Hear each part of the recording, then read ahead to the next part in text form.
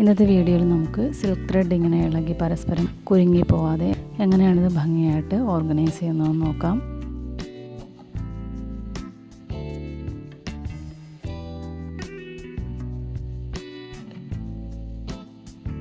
അപ്പോൾ ആദ്യം നമുക്കിങ്ങനെ ഇളകിയിട്ടുള്ള സിൽക്ക് ത്രെഡ് നമ്മൾ സാധാരണ ചെയ്യുന്ന പോലെ ഇതിലിങ്ങനെ ചുറ്റിയെടുക്കാം.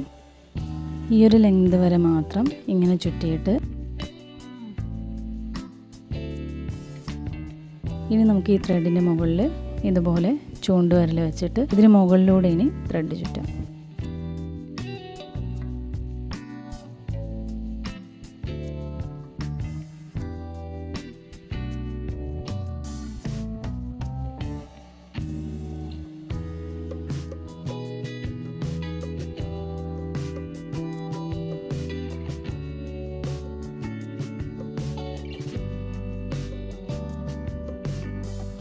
ഇങ്ങനെ ഈ ത്രെഡ് ചുറ്റിയിട്ട് ഇതുപോലെ ഒന്നാക്കി കൊടുക്കുമ്പോൾ ഇവിടെ ഒരു നോട്ട് പോലെ വീഴും. പക്ഷേ ഇത് നോട്ടല്ല, നമുക്ക് ഈസി ആയിട്ട് ഈ ത്രെഡ് ഇളക്കാൻ പറ്റും.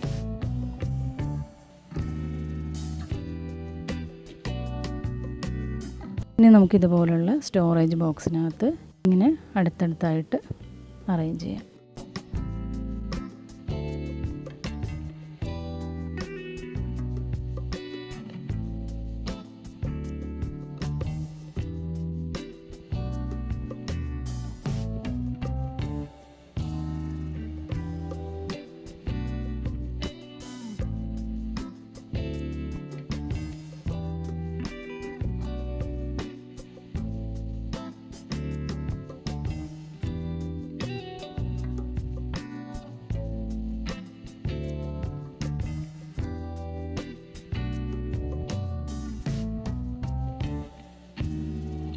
നമ്മൾ സിൽക്ക് ത്രെഡ് ഉപയോഗിക്കുമ്പോൾ ചില ബ്രാൻഡ് ത്രെഡിൽ ഇതുപോലെ ഷെയ്ഡ് നമ്പർ എഴുതിയിട്ടുണ്ടാവും. ഞാൻ കൂടുതലായിട്ട് ഉപയോഗിക്കുന്നത് ഡോളിയുടെ ത്രെഡാണ്. അതിൽ ഷെയ്ഡ് നമ്പർ ഉണ്ടാവില്ല. അപ്പോൾ ഷെയ്ഡ് നമ്പറുള്ള ഇതുപോലുള്ള ത്രെഡുകൾ നമ്മൾ ഉപയോഗിക്കുമ്പോൾ ഈ ത്രെഡിൻ്റെ മുകളിലുള്ള ഈ ഒരു കവറിങ് കളയാൻ പാടില്ല.